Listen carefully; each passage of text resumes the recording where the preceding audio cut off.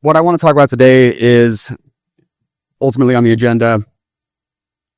I want to talk a little bit about what Bitcoin mining is, just so people kind of have an understanding why hardware matters from a practical standpoint, but really from a 30,000 foot view, how hardware and technological advancement play into commodity production, why it's validating as well as an important checkbox in the reality of any social monetary tool like money or language. Why hardware can give us indications of maturity, resiliency, and rigidity. We'll talk about CPUs and GPUs. I'll give you guys kind of some technical information. We'll look at what other commodities look like, some future trends, and then at the end of the day, just monetary considerations. At the end of the day, this is a Bitcoin event. The topic of money is touching to every person's life. It's a top 5 concern really with everybody in this room. And I think it's important we have an elevated discussion and we speak frankly about the current situation we're in, why Bitcoin was ever created, why it matters, ultimately what the goal is, and what we should have in our minds as we participate and interact with these ideas. And as we interact with each other around these ideas, what is it that is the end goal, what matters to all of us? So Bitcoin mining intro, we kind of talked about it in the first panel that we discussed, but people talk about Bitcoin mining as like solving complex math problems, or I've even heard flipping proteins or folding proteins. I'd like to just give people a basic understanding of what these computers are doing. What they're doing is really simple and stupid. It's hashing. I even got I can show you guys what hashing looks like. So this is just, you grab a silver.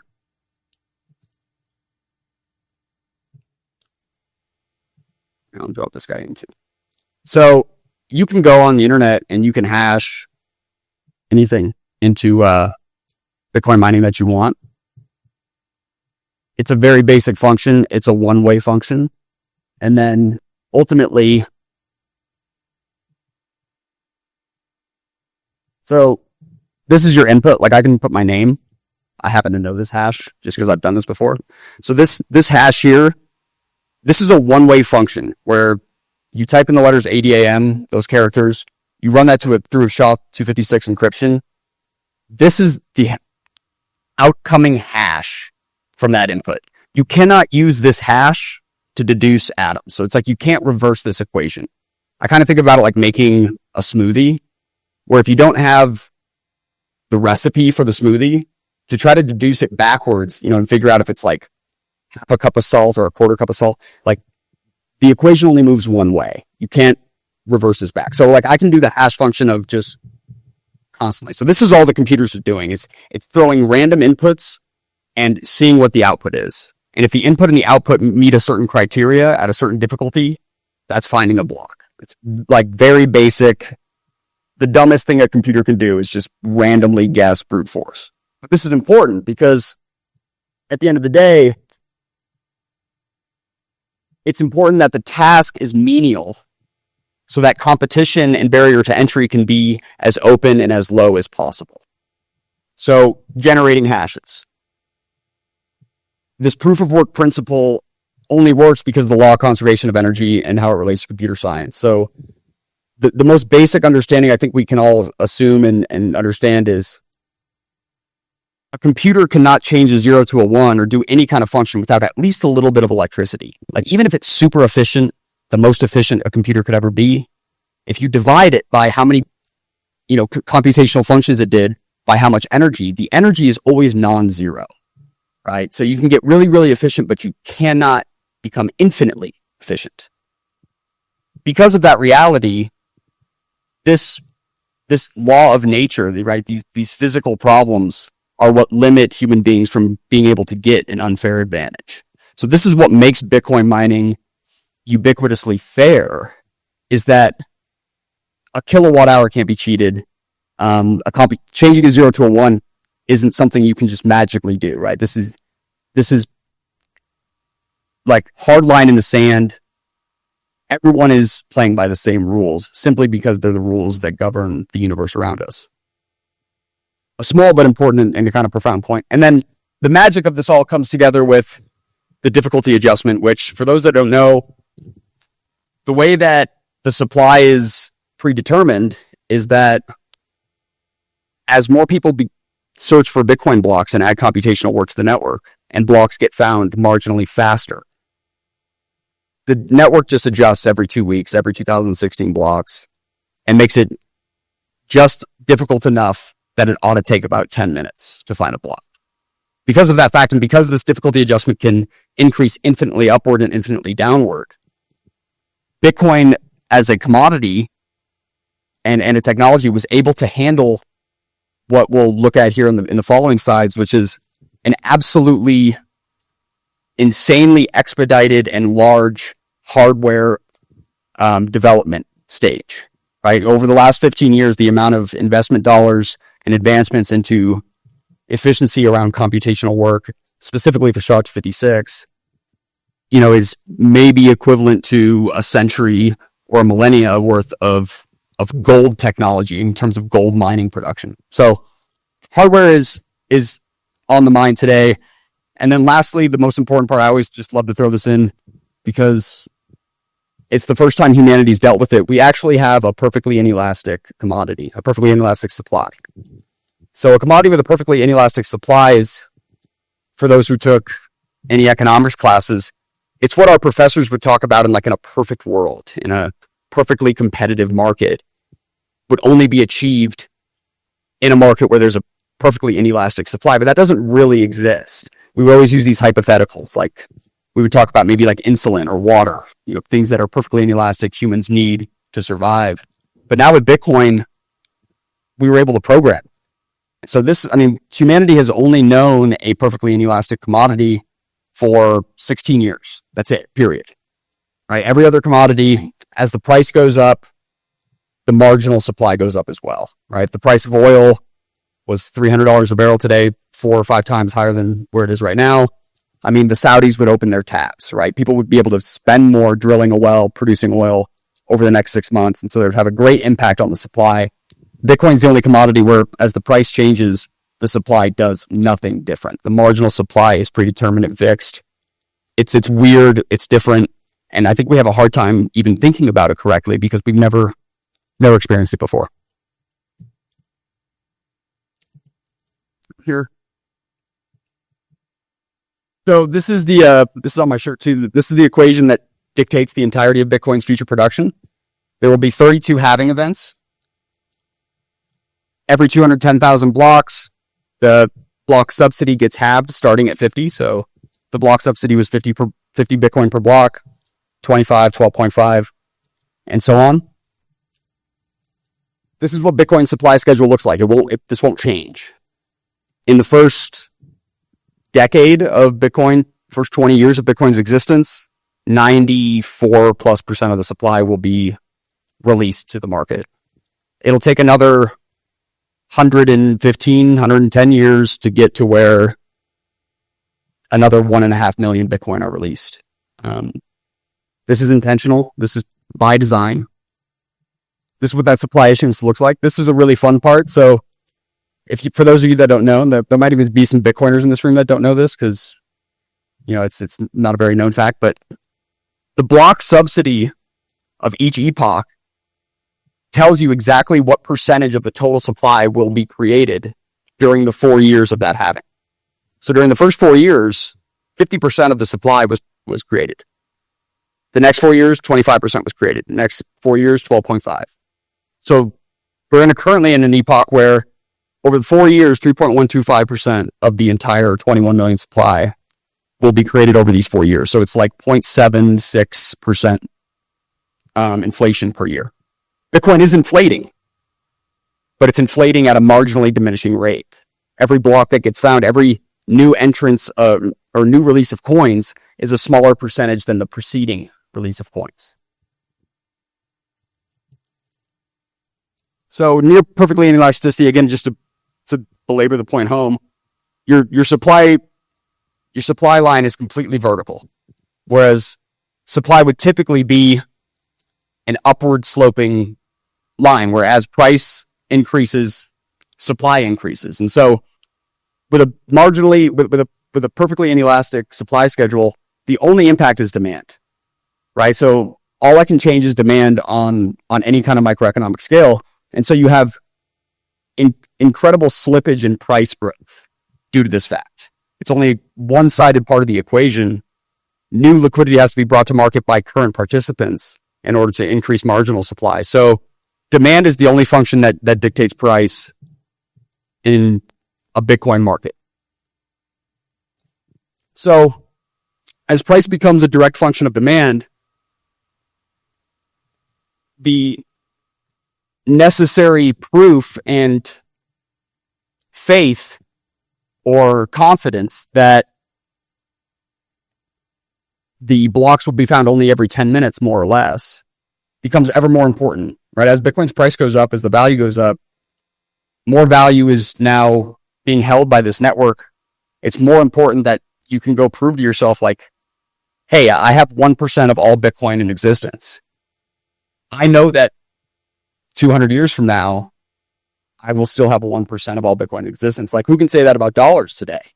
Like, what percentage of dollars, of the total dollar supply do you own? And will it be, does it only depend upon whether you add or subtract to it? Or does the total supply change without your knowledge? These kinds of questions are what led us to trying to create, led humanity to try to create something that could be verifiably kept in check. The difficulty adjustment allows for that. That's what allows us to go from one person mining to millions of people mining in gigawatts of power. And the Bitcoin supply has barely even been impacted by such growth. The amount of Bitcoin over the future time will be impacted even less. So, I made this point a little bit in the morning, but I think it's one of the ones I love to repeat. It's not often talked about. The marginally diminishing return of participating in a commodity production game with a perfectly inelastic supply is painful, like exponentially painful. And I want to talk about this as a feature because in every other commodity game, centralization is huge. Like, how many gold producers are there in the world? Not a lot. Like, how many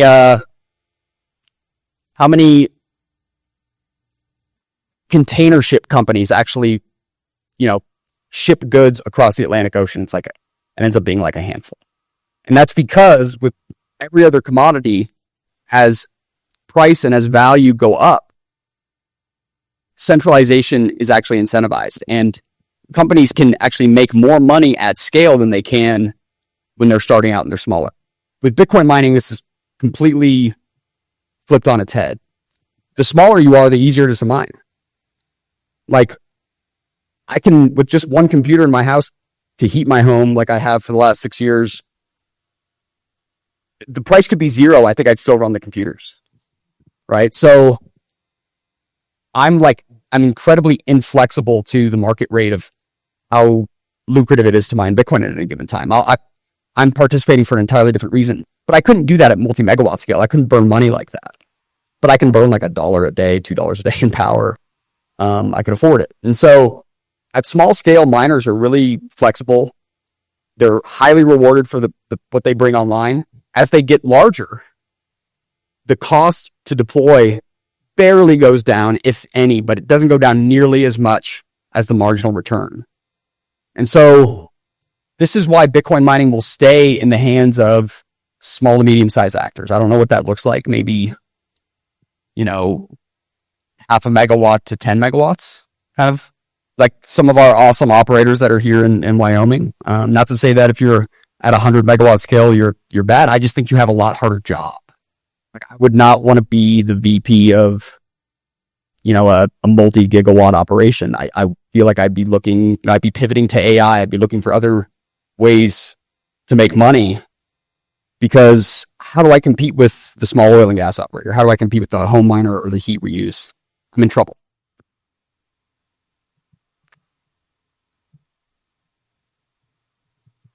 So in the grand scheme of things, I want to talk about hardware as an indication that a commodity has evolved. So if you try to think back to when gold was first kind of discovered, like how was it discovered? Right? Like maybe panning in a river, maybe like you got lucky enough to stumble over a gold rock. But over time, as people valued this commodity as a monetary instrument, there became a greater incentive to become more efficient at producing it. And so we evolved from like maybe panning in a river, maybe a pick and shovel and an axe, to like $50+ million bulldozer machines and billions of dollars on the outlay on doing geographical and geological studies on where you're going to mine. And so you think about all the inputs from the last 500 years of just technological development and how that impacts the commodity. If the commodity was not useful as a monetary instrument, such a technological advance would really disrupt it. Yet in both gold and Bitcoin, what we see is the ability for technological advancement in hardware to develop at an incredible pace, and yet the network's difficulty adjustment just is a matter of a couple lines of code and deals with these immense amounts of investment in practices and different uses, and the network absorbs it like it's no problem. Like it didn't disrupt the plans of this system, which you would think, no, who could foresee, 100 millions of % increase in efficiency? Satoshi Nakamoto did. Right? He saw that it would just infinitely scale. And so it could actually make it to a place where it was accepted as a monetary instrument on a global scale with that much value and that much work going after trying to break the efficiency game that it put in front of us. The hardware timeline is kind of boring. It's like 2009 to 2013. There was some exciting stuff. And it's been like ASICs all the way out from there. I went and grabbed some pictures of a 2002 laptop GPU unit. FPGAs were around for I think like 6 months. But ultimately, when we talk about Bitcoin mining hardware, it's ASICs, application-specific integrated circuits. These are the most efficient computational design format and hardware that we have on Earth today.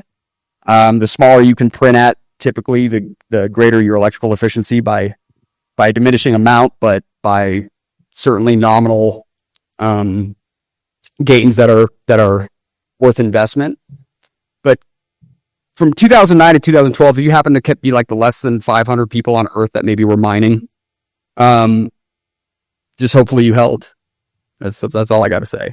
It was a crazy time, but this is kind of the 0 to 1 moment of, hey, we can like put a pan in the river and find some gold, or we can go dynamite the mountain and find a lot of gold. This is kind of the 0 to 1 movement where people start investing in like, hey, what's a better way to do this? Is it worth the money I'm going to spend this? And a lot of people lost their ass investing at this stage. Like either they couldn't get the computer fast enough that by the time it got delivered, it wasn't really efficient enough to make up, for what they were doing. But they were all evaluating in present dollars. It's laughable now to think about it. Had they only held, no matter how much money they lost, they would have won more. But at the time, it was, you have to produce a coin for less than its market value, otherwise you're in trouble. We've gone from when we were at laptops, this was the whole network in like 2010. We were in the mega hashes. Today we're at 1 zettahash, the second from the top. What's that? 21 zeros, 21 decimal places. This is what I mean by like millions and millions of percents of growth over a 10-year period. How much more efficient have humans gotten at mining Bitcoin? Insanely.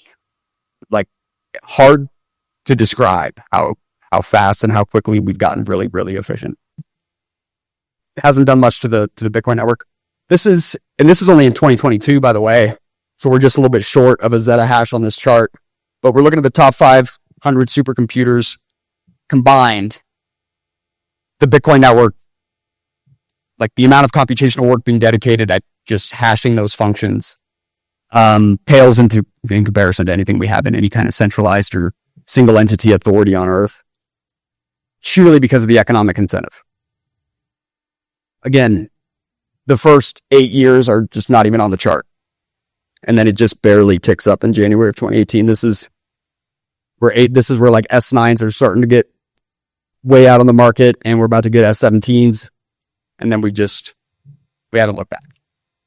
So again, when you consider gold, again, going from like this simple kind of a task to building these kinds of pieces of equipment to produce a commodity, does the commodity stand up to it? And what commodities have?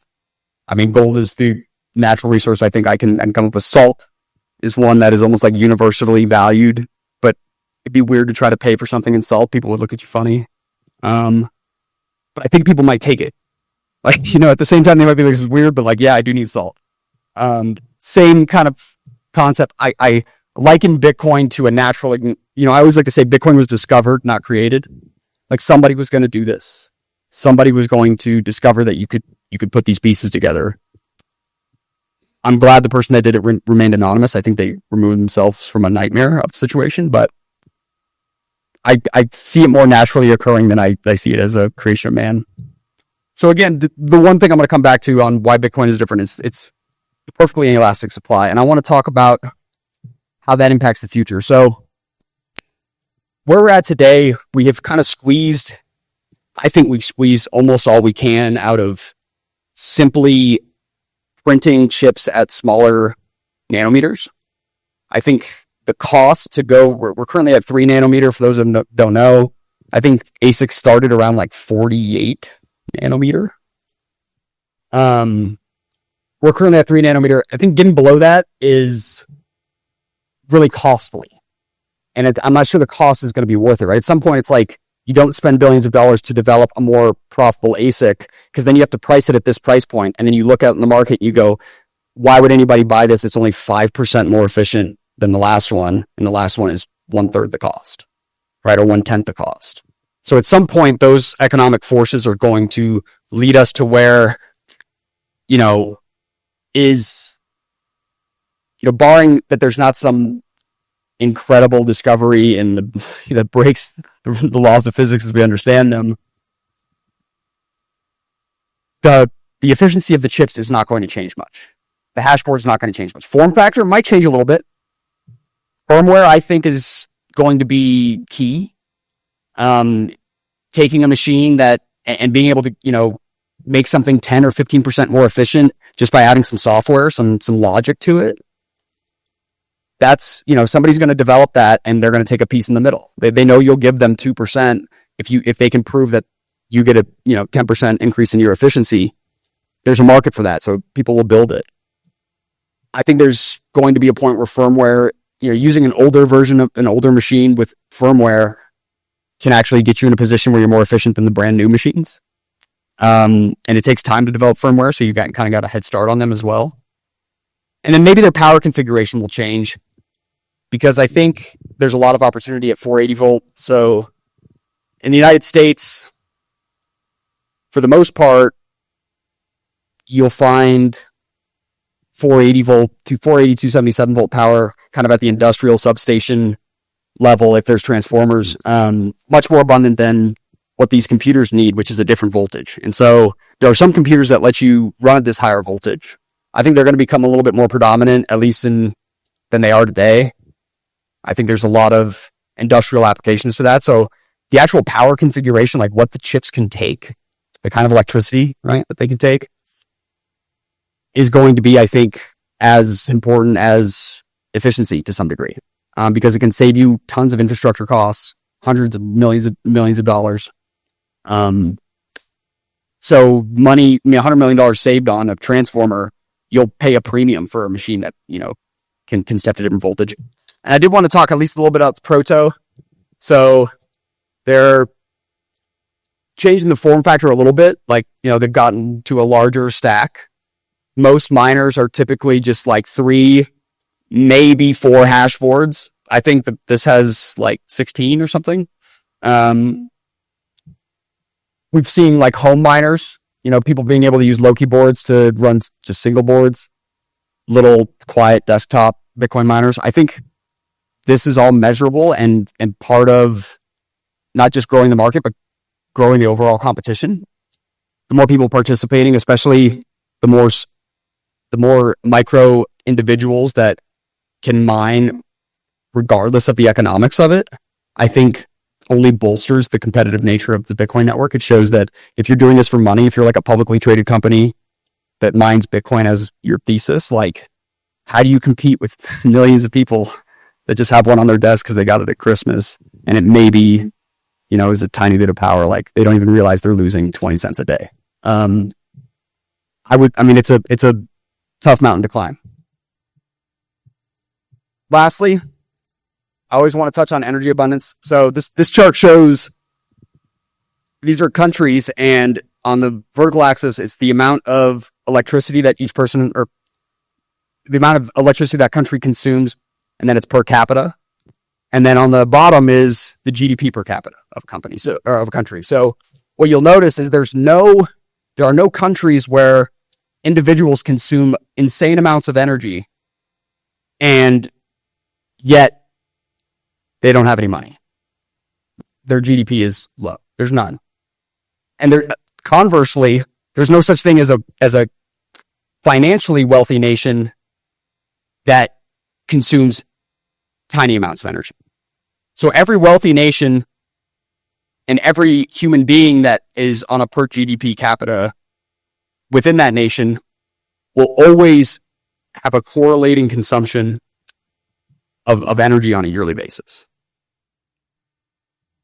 The point here is that with energy consumption, with an increase in energy consumption comes an increase in wealth and an increase in quality of life. Right? I mean, you can understand why, because once you have economic power, you can have economic, wastewater treatment plants, and you can have economic infrastructure and manufacturing and jobs, and you can bolster economic activity simply through the sheer incentives that get laid out from a base power standpoint. Right? There's a lot of processes and an opportunity that relies solely on how cheaply can I electrify my business. This chart shows it's impossible to be wealthy without consuming a lot of energy. So I always like to say we should celebrate our energy consumption. Those who ask you to reduce your energy consumption, they're asking you to impoverish yourself. They're asking you to decrease your own quality of life. Refute them. I mean, even laugh at them. Celebrate your energy consumption. It's the reason quality of life is so great today. It's the reason a lot of people are here, right? I mean, even just 150 years ago, a woman on average had to have 7 kids just to have 5 make it past the age of 10. I mean, that's like 3 generations away. So we should celebrate our energy consumption. Don't excuse it. Don't carbon free it. Don't clean it. Okay, there's no clean energy if all energy consumption uplifts our quality of life. I think there's being stewardly and not, but let us not moralize the energy consumption. Let us just celebrate it and do that which incentivizes us and rewards us the most. So I want you to think about your energy consumption. I want to think about the way you travel. Does anybody even know what this is? Can somebody shout it out? Okay, thank you. I'm glad people knew. I was like, somebody's going to think this is like some kind of musical instrument. Like, what is this guy? Right. But think about if you were in Laramie. If you're in Laramie, Wyoming, 100 plus years ago, like this little red dot is like the market you get to operate in. Like you want to buy wood, food, anything, you want to sell something, you got to do it in that circle. Otherwise, get on your horse and spend days and days and days just getting to another market. I want you to, honestly think about who here lives in Laramie? It's like maybe half the room, maybe a little bit less than half. So 60+% of the people here, we probably combusted fuel to get here, right? Think about the amount of energy that went into the vehicle you even drove, the clothes you're wearing. That maybe they were delivered next day, but they maybe came from halfway around the world. Like think about the amount of energy that went into that, into your dog food, into those rubber bands you had to get tomorrow on Amazon Prime. We have these, the only reason that's economic is because we have an absolute surplus of energy production. So it's not super costly. That will only continue to be the case if we embrace and celebrate energy production. Otherwise, we're gonna kick ourselves in the, right in the teeth. Life's gonna get harder, but we're gonna be able to, I guess, virtue signal more about it. Today, I think about, again, these container ships, jets. What did it take 120 years ago to go 3,000 miles? Like today, it can be a joke. Just as simple as like running your washing machine, spending a day doing laundry. Versus today, it's like press a button, it's electrified, it's super simple. I think about why your life is amazing because of energy. I'm not sure. I always love to show these. So these are actual engines. If you can't tell, that's a truck pulling it. These are the engines that power these container ships that bring your Amazon Prime across the ocean. Because no captain in his right mind would do this with wind. Right? Nobody would carry $500 million of cargo without charging an amount the market wouldn't tolerate, without a reliable form of power generation. Because with enough power, you can push $500 million of goods through the craziest weather and waves in the world, and it's like no problem. That you can do it with like a 98, 99% success rate over 30 years. That's purely a result of energy production. Doesn't happen without petroleum, doesn't happen without people drilling 6,000 and 7,000 feet below our feet and finding that which is useful. So we know energy production and energy consumption is what increases quality of life and human flourishing. Really what we're saying is that energy is the currency of the universe. Heat energy over time. Right? How valuable would your stock portfolio be if the sun burned out? What would that do to your MicroStrategy shares? Okay? Heat energy over time is the currency of this universe. We also call it food. It's what gives us energy. It's what allows us to be here and create electricity in our brains. We should have a monetary instrument that is closely tethered to energy. Its rules can't be bent. At least they can't be cheated. They can't be unfairly gamed. You cannot bail out the laws of physics. Right? There's no overdraft protection on the laws of thermodynamics. No deposit insurance required for the joule or the watt or the kilowatt hour. And it's impossible to discount the value of a system of rules that nobody gets to break. In this world today, I think about what kind of monetary system do you want? Do you want one that uses its threat of physical violence to create value for its currency? That it creates at no cost? If you can create money at no cost, if I had a money print, wouldn't that just suck for you guys? I'd rob y'all. I just print some money. I want this. I just press the button. I just get it. It's kind of funny, but we're living in a world, in an economic system today where there are special people that get to just do that. They create money at no cost. They swindle futurity. They swindle their ancestors when really they're swindling so hard, they're swindling themselves 5 years from now. But every time that they create money at no cost, they hurt you. They debase your salary. They debase your savings. They're stealing from you. Now, the thing is, they're stealing from the rest of the people in the world more. So we don't really feel like we're getting that much stolen from us. We actually maybe feel blessed to be where we have a strong currency. The currency sucks. Okay, it's just stronger than all the other ones that suck. I think about how I would so much prefer to operate in an economic system where I know everybody is playing by the same rules, that you actually have to bring value and create value for the other participants in order to be able to gain any for yourself. So what kind of money do you prefer? Is your money fair? Do you have equal opportunity to produce it? Can you guys produce dollars? What's your cost of a dollar production? How much does it cost you to produce a dollar? You don't even get to participate. How does your money travel through time and space? It might travel through space really well. I bet it travels through time like shit.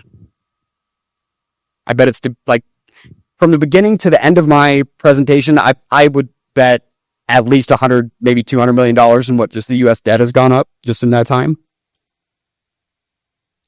We're talking about interest on money that was created at no cost years ago. Is your money dense? Is it hard? Is it worthwhile? And most importantly, is it even a commodity? Can you compare it to cinnamon or salt or gold or silver?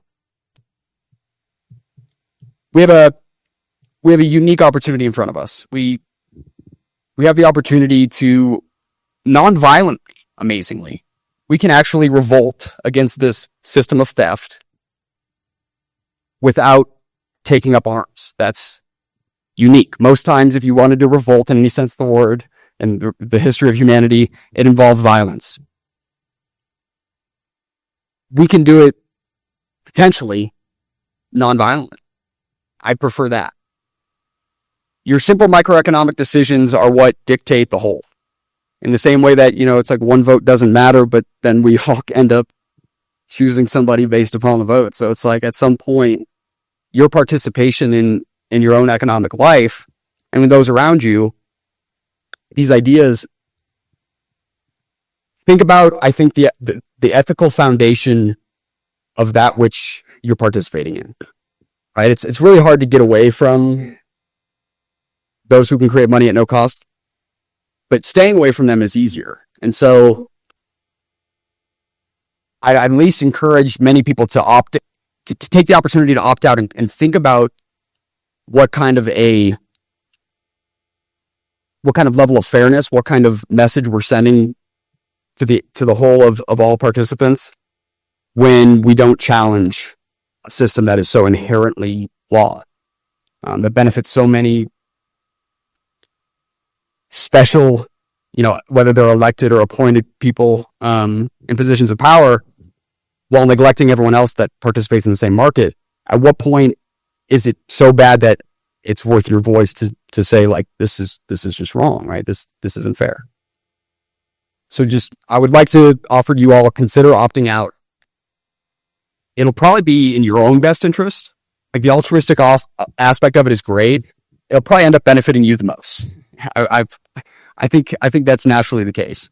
But I'd say consider what world we want to leave to the next generations. We want to have lived and died in a slave system that's completely unfair without at least even trying to speak up about it. And so lastly, you guys can actually ask me questions. I was just kidding. Yeah.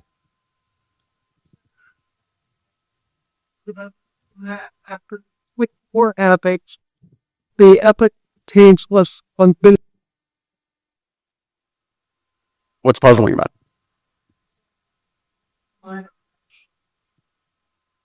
Oh, so Bitcoin are denominated down to the 8th decimal place. So 100 millionth of a Bitcoin is what's called a Satoshi. It's a single. Well, no, it's just in terms of quantity, like fractions of coins is not a concern. Yeah, it's even beyond like I said, it's the 8th decimal place. So, if you have one coin, you have 1.000000000 coins. That's the way we look at it. Yeah. Okay.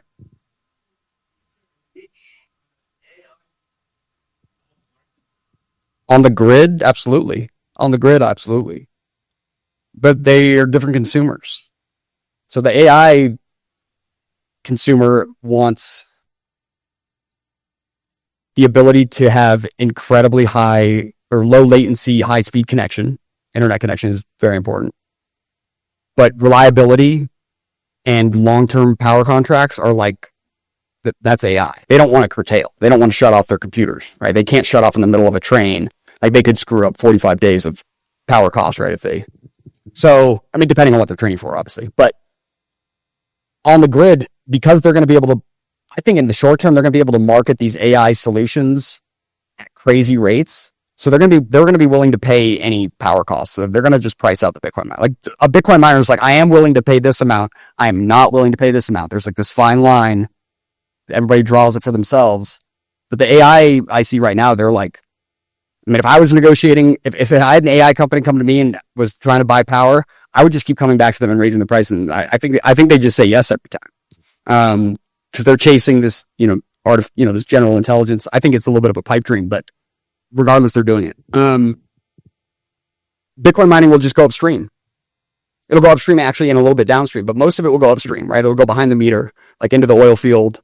It'll go to the hydroelectric facility. Certainly it'll go to the wind and solar as they're much more inefficient at getting power down market,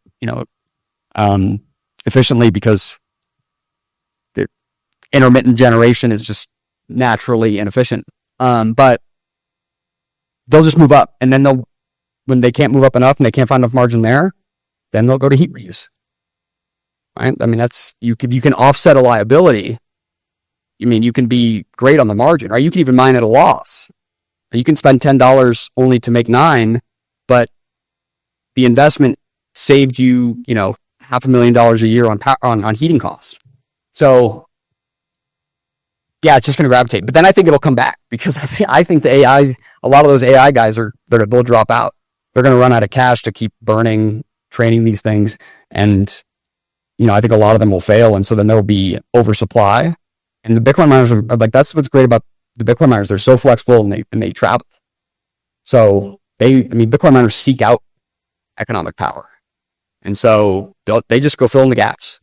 Just anywhere technology cracks in the market, just in the energy power markets, Bitcoin miners just kind of like come in and fill. They're the super glue, bring it back together. And then, when things bolster back, they leave. Like they shut down. Yeah.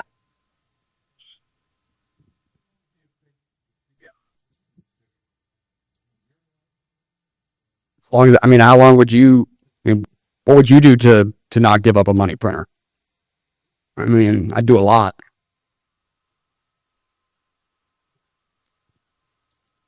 Yeah.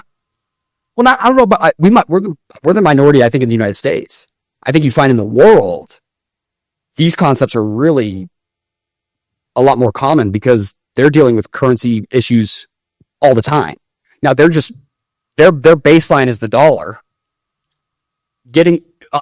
Understanding, but understanding the basic concept of monetary creation, right? Monetary expansion and debasement is theft, right? It's just a second order magnitude theft. Is not actually it's an uncommon idea in the United States. It's not uncommon worldwide.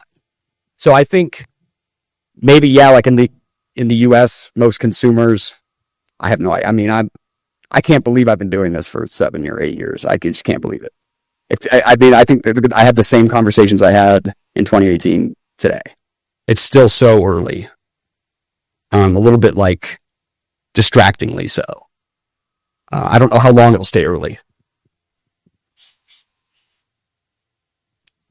Well, yeah, if I was in the United States, think about how, it's one thing to be a person and have your government just create money at no cost and debase you. Imagine being like Russia. Well, how does the U.S. sanction Russia? They leverage their control over the dollar. Here in this world, if you want to sell energy on the global market like oil, you have to settle in dollars. Why is that? Because the United States knew that if you have to settle in dollars trading energy, they could sanction and control almost anybody they wanted to. And so the dollar is, while it's inherent, it's a scam from the perspective of it. They get to create it at no cost and they have no limit. There's massive advantages to the fiat system for most of us. Are those ethical advantages? I didn't get much of a say in the matter. But I think a better system would be a money that no government can create at no cost. I imagine that. Imagine if countries had to trade not based upon their potential, their debt from printing all this money versus but it was simply a matter of resources, right? Bitcoin's just another resource that countries leverage in their trade game. What does the world look like? Does it look more fair? And when there's a cost to war, right? Like right now, if you can create money at no cost, war isn't costly. If Like you can just send the money to Raytheon and missiles just fly. And so at least if like we're going to go to war, if we're going to create violence in this world, I think it should cost us something. Like it shouldn't be costless for someone. That's sounds like a scary world. So, you know, I think there's just a basis of pushing the rules somewhere that nobody can control them or break them in all facets of life. And it starts with money. Yeah.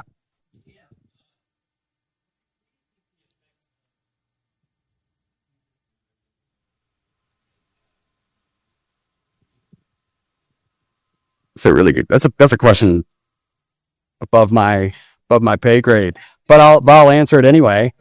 Um, it sucks. I think I would love to see more of these treasury companies sign addresses. Now, it's also in this day and age is kind of funny. So for those that don't know, the thing about Bitcoin that's really cool is you can prove to anybody in the world, like beyond any doubt, like I could show you that I have this much money, right? Because if I'm in control of the private keys of an address, I can go like sign something. So you could like tell me a word, I could go out there and sign it attached to my address, and then you could look at that address to see how many Bitcoin are in it. So like I could do a credit check in like 2 seconds, right? The problem with this, so like some country or companies that held Bitcoin decided to do this, which I think is a great thing. Like prove that you're not like rehypothecating, you know, I'm sorry. And then this company did it. And then what did Bitcoiners do? They grabbed the address and they like sent them like $50 and like screwed up their accounting. Like a bunch of people did. Like it sent like $20 and $30. And that's all. They're like, crap. Now if we post our address, we get trolled by people that just want to send $10 just to change the treasury. I'd say and so there's these weird negative externalities, but at the end of the day, these companies getting away with just keeping it all internal. I don't know. I mean, like I don't even think they're reported to, like if they're a public company, I don't think they have to file. Like they certainly don't have to prove the address. They just can say that we have this much Bitcoin. It might be held with Coinbase and they have an IOU, right? But that's only can work on the margin, and it can only work. There's so much risk with it. So the reason why I say it sucks, and I think it does, it's a really good question, is does it increase the supply by creating like paper Bitcoin? Yeah, I think 100% it does. Does it have a huge impact on the price? Not really, probably not. And here's the thing: the more of an impact it has on the price, like the more of a percentage of the total market that becomes, the greater the risk and the more likely it's going to blow up. So I think what we'll just see is like we'll see weird price action in Bitcoin where we might see. I think we're never a day away from Coinbase, locking everything. And I'm serious. I mean, like it's all that changes is one email, right? You get an email like, oh, everything's frozen, you can't log in. So two things need to happen to really solve. People need to take possession of their own coins, right? Stop letting. By the way, if you don't want to hold your own coins, you can send them to me. I'll hold them for you. I've got a great reputation. I'll give you 1% interest. Like these companies are doing that for. I mean, it's funny when I say it, but they say it, and everybody keeps their stuff on Coinbase for 0%. It's bizarre to me. I mean, the world is. Again, it's these microeconomic decisions that people I don't think they don't understand the true implication of the position they're in. I mean, I know there's boomers out there that probably have more than $1 million on Coinbase. They don't even know that they can take sovereign custody of it, right? Because they have no idea what that looks like. It's probably going to take a lot to learn. They just trust somebody with like over $1 million, and I'm the kind of person that's like, well, I would just go learn it. Like I wouldn't make like learning it is not that big of a hill to climb. If the other side is I have to trust some random company with over $1 million in my wealth, but apparently boomers are just against this side. They're afraid of it for whatever reason, for the most part. And I've seen the stats. I think it was like, something over the nature of 25-30% of Bitcoin likely held by those age 50, 55 and older. And like 99% of that is custody by somebody else. So take control of it. And then the second one is starve these companies of their yield and rehypothecation gains. Like, just don't participate. Don't participate in the reckless gambling. Don't give somebody, again, like if you want to give your Bitcoin to somebody for 5%, give it to me. I will give you 5% yield all day. I'll just keep an Excel. All they do too is they just keep like an Excel spreadsheet of what they owe people on my behalf.